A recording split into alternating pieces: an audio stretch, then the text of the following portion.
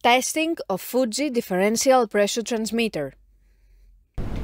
The transmitter has been set to a calibration range of input signal according to the request of the customer.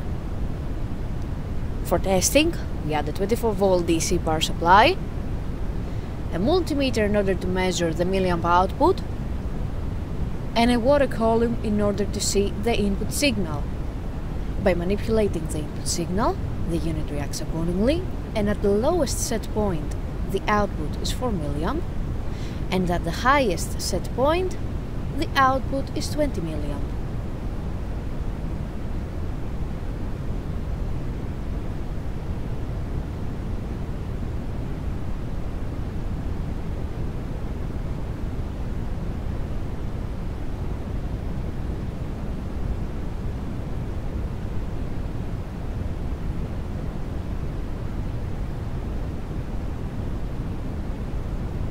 It is now clear that the transmitter is working successfully and is ready to be delivered to the customer.